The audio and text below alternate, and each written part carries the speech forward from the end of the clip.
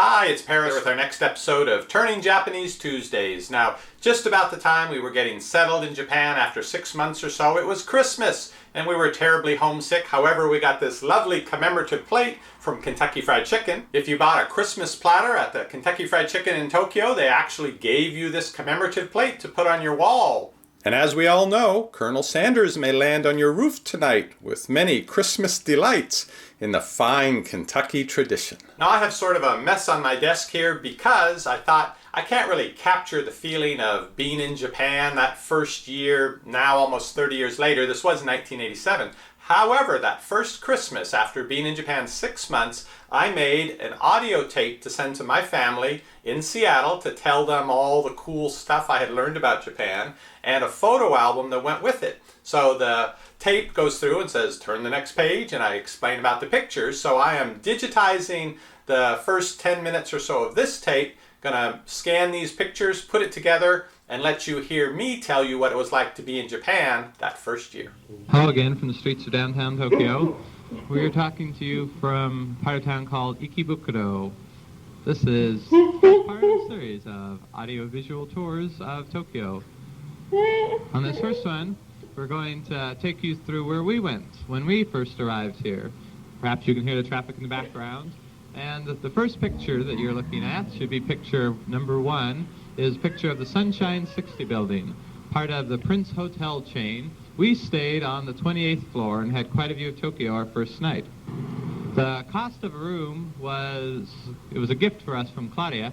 It was 13,000 yen, which at current exchange rates would make it about $105, $110 for one night in this room. Also, what you do here, of course, is you win silver balls. You take them to the back of the place and you trade them in for small prizes like cigarettes or necklaces or other assorted things. But though gambling is illegal in Japan except for government-authorized horse racing and etc., there is a little shop around the corner where you can take the prizes and exchange them for money. The prizes are then sold back to the pachinko parlor. So, picture number 3 is in Wendy's in Ikebukuro. And as you can hear, they play a song in English, but we don't know if they can understand it. The next picture is an aerial view of a Wendy's bacon cheeseburger. I think we paid about $1.80 for this in dollars, and you can tell the size of it. It's just a little bit bigger than a silver dollar. Also, you can see in the corner fish burger. That's the same size. It's a shrimp burger. I love them. It's a shrimp burger and my shake. So we thought we'd show you the actual size of Wendy's burgers in Japan. Much smaller than you'd find in America. But McDonald's burgers, McDonald's things are standardized here in the United States. They're all the same. So we prefer McDonald's much more. The next picture is big camera TV and the electronic appliance store in Ikebukuro. A lot of people will come shop here, including us. We bought our tape player here. Usually there's loud, irritating music playing from this store, singing a song about Bika camera. But now there's a man in front hawking. Perhaps you can hear his voice in the background, trying to sell all the people walking by something. The next picture is just down the street. It's at Save Department Store.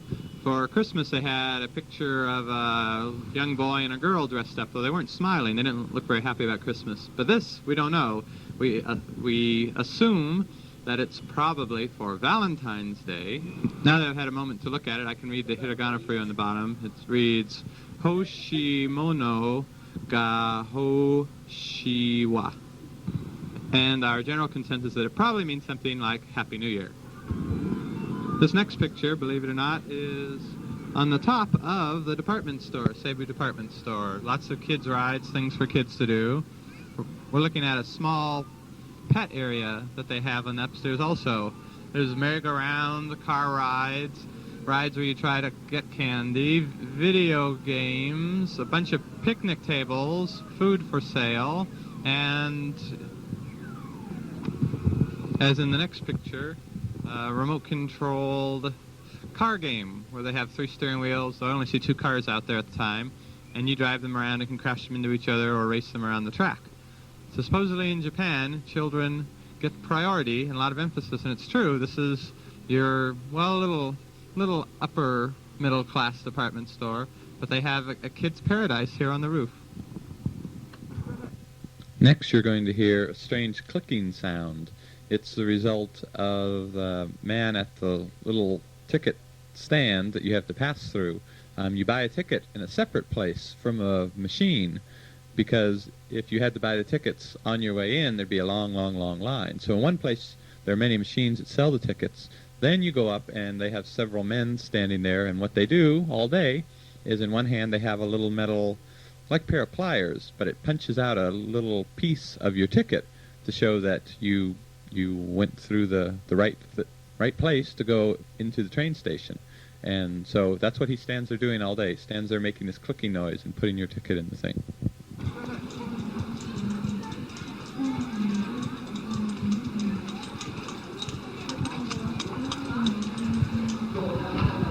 So now we're in the train station. The next picture and the sound you heard was the man clicking the tickets. People get paid to do this all day long. Some kind of a social welfare system, I've heard it referred to. This is the Seibu Ikebukuro line, and we're about to head out on a train to where we used to live, in the Gaijin house in Shakuji-koen.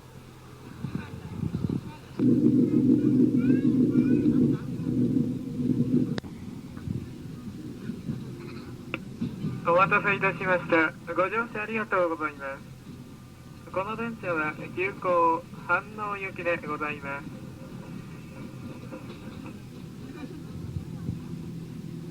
石神井公園、ひばりが丘、所沢から先は阿田駅にも停まります。途中所沢には15時48分。終点飯能には16時17分の到着です。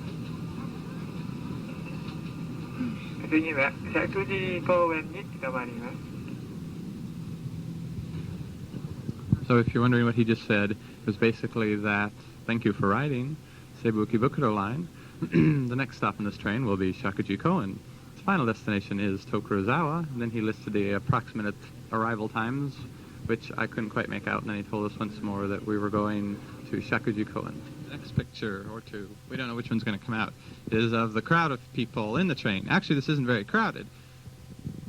We expected fewer people on the holiday, because most people are supposed to be going out to their hometowns, but obviously a lot of people's hometown is Tokyo. So what you see in the picture is kind of ordinary. Many a night when we lived in this town, where I'm now talking to you from Shakuji-koen, had to take the train into Tokyo from where I worked out north of town, and then out on this line. And they didn't have the people shoving you in when I was there, but it was still the same as being a sardine, where you got people shoved up on all sides of you, and you can't fall over because it's wall-to-wall bodies. This is a picture of another pachinko parlor, this time in Shakuji-koen. This is the outside of it. The only time you see flowers and wreaths in front of buildings, they're either pachinko parlors or someone has died. You might be wondering why there is this little girl standing in front of the pachinko parlor. We thought it was rather strange also, but she was just fascinated with looking at us and just stood right in front of us. And so she's included in the picture, probably considering this, well, it's holiday, so her mother or father or both of them are probably in playing pachinko, and they had their kids stand outside because you had to be 18 to go into these places. Number of times I've seen kids on their big wheels or roller skates, almost like a little playground right in front of the pachinko parlor because their parents are inside playing themselves. And so here we have arrived at infamous Sun Academy. Now we have entered the confines of Sun Academy. We met a former resident of Sun Academy at the station. He told us that the place is pretty empty, people, of course, having gone on various trips or home or wherever for their vacation. As we walk down the empty and narrow confines of the hall, we first come to the kitchen, center of all evil and many cockroaches. This place is about the same as when we left it. Our total area that we could keep food in was one basket and one half of one shelf on one of these small refrigerators. There don't seem to be many dishes sitting in the sink, which is unusual. Usually there's some dishes sitting around waiting to be washed. We tried to wash our share. pans are assorted various shades of black and brown on the inside. There's a new tea kettle here, and we have probably the same SOS pads that we were using here 5 months ago. In this room also is a microwave. At one point began to sparkle, and smoke, and so they replaced some small plate in it, and you can see this burn hole to the side of one of the walls of the microwave. Oh, I'm sorry, they took the plate off and didn't replace it. And so now there's this large metal thing exposed in it that probably emits all kinds of sterilizing radiation and will continue to do so for some time. Next on our sojourn through this place of torment and torture. Oh, by the way, we didn't see any cockroaches in the kitchen, but you know them. They come out at night. Now we are down the hall in the living room. On the wall is a thermometer that reads 15 degrees Celsius, a rather warm day in Tokyo. Humidity is at 40%. There's a color bilingual TV mounted up on the wall, and various chairs and old couches. So, was that interesting? Let me know what you think in the comment box down below this video. I have some more of that, enough for another video or two maybe, but I'm perfectly fine going through the pictures and telling you the stories here in live time, and I promise not to have such an annoying cadence to my voice as I seem to have in that tape.